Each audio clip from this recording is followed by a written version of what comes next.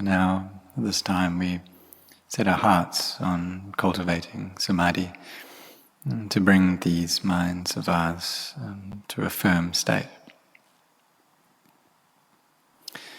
So, when we have this right view about suffering, the cause of suffering, and freedom from suffering, and the ways of practice that take us to freedom from all suffering, and then we come to train these minds of ours so that they are firmly established in samadhi.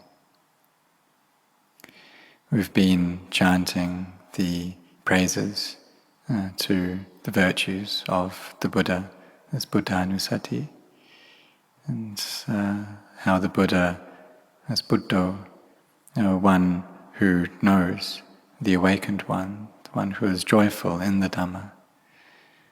And so the fully self-awakened Buddha, the Samma Sambuddha, is this one who knows, the awakened one, joyful in the Dhamma.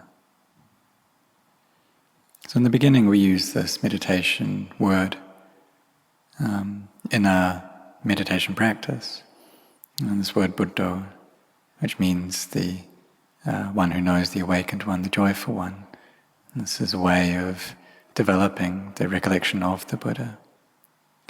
And perhaps when we sit in meditation, as we are, and then we can do this alongside the breath. So with the in-breath, recite Bud, and with the out-breath, Do. And then when the mind settles into peace, then this word of Buddha will disappear on its own accord without our intending for that to happen. And so when the mind is calm, then joy, this happiness arises, and perhaps it just gathers together into one point, into appana samadhi, this access, collectedness. But we shouldn't expect for that to happen. In the beginning, if we just have some peace, or if the amount of inner confusion and chaos is only a little bit, then that's already very good. So when the mind is firmly established, then we can gain an understanding into nature, following the truth. That whatever nature is actually like, that's how we understand it to be. But these days, our minds are opposed to the truth. That things of nature, they change, and they are unstable, and they don't endure, and we can't find any true self within them. But these deluded minds of ours, they find pleasure in physical forms. They find a sense of satisfaction in material objects. And we want for all of these things to last, to be permanent. But that's impossible. And when we have that desire for something that's impossible, then suffering arises. Because when we want for something but we don't get that, then there's suffering. And so we really can't trust sankharas, these conditioned phenomena. They're not trustworthy things. And these sankharas of this body, these physical sankharas. And so the wise and great teacher, Venerable Ajahn Chah, he gave the simile to it being like an old stump, a rotten stump that we're leaning on. And as we lean on that stump, then one day it breaks, one day it collapses. And it's possible for harm and danger to arise from that. Or we could say it's like someone who's very old and they're sitting on a chair, but the chair's placed on a higher place. And as time passes and they get older, and the sankharas, these conditioned phenomena, just can't take it anymore, then they fall. And it's possible for them to become disabled due to that. And so these things, we can't afford to place our trust in them. one day that chair breaks, and then danger arises, harm arises. And so these physical bodies, these conditioned bodies, they're not dependable. And so we've all probably seen this before.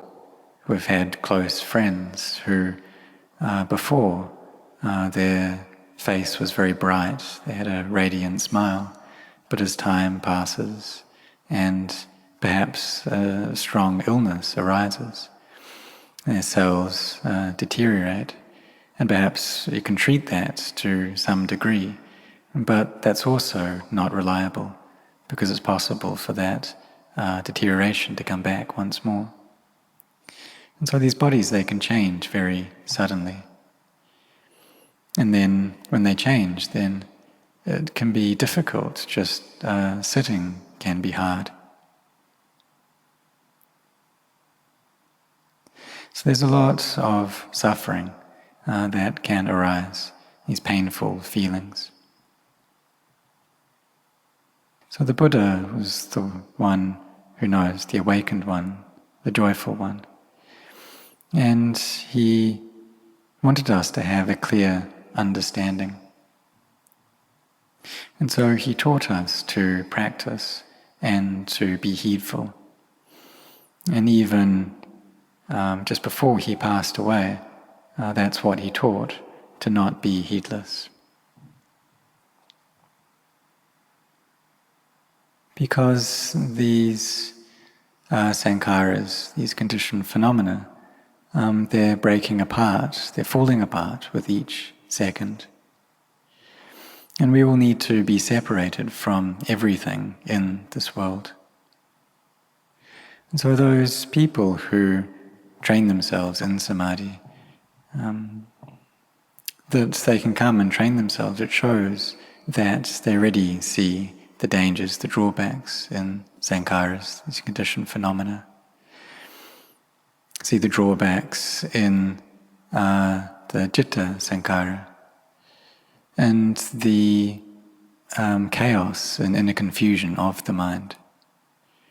And see how these bodies, these conditioned bodies, are something that change, that are unreliable. And so they're able then to come and train in samadhi. And we study so that the heart can gain wisdom. So before we were chanting in praise of the Buddha, the Dhamma, the Sangha, and the recollection of the Buddha, it's a good way to easily bring up joy within the mind. Because when we reach the time when the body starts to break, starts to fall apart, or problems arise within it, and then listening to chanting, it's a very good way of bringing up energy within our hearts, giving ourselves encouragement. Because when we're sick, it's often only just occasionally that people will come to visit us. But this illness is with us all the time. And if the mind is attached to things, then suffering will arise. And that's because the energy of our samadhi, it's insufficient to separate the mind out from these vedana, from the feelings that it's experiencing. And when there's a lot of pleasure or liking for things, then the mind will attach, really attach to these bodies. So we need to see the drawbacks in these conditioned bodies, how they're a heap of something which deteriorates, a heap of something which must end. So when Luang Por Chah was reaching the end of his life, he would speak about his bodies being like a block of ice that's in the sun. And steadily they melt away, and they decay, they degrade like this. And really all things in this world are like that. All the things that people gain, that they have, the status that they have, the money, the possessions, all of this must end. all of this steadily passes away. And it's all like a sandcastle. You make the sandcastle, but as the wind blows and blows on it, then steadily it just falls apart. And in the end, it's done with. So we should contemplate into this every day, into the nature of sankharas, conditioned phenomena. And from the time we were born, we've seen people grow old. We've seen people in pain and sickness. We've seen people die. Old people die. Sometimes people die young as well. And there are many young people for whom they have very strong illnesses. So we can see that no one's able to take anything beyond this world. So we should use our time here to build up a lot of goodness. Goodness through our acts of body, through our words and through our minds. Training our minds so that they're well established. Studying so that we gain an understanding of these bodies. Because ever since we were born, we have attached to them, viewing them as something beautiful, as a self. But this is wrong view.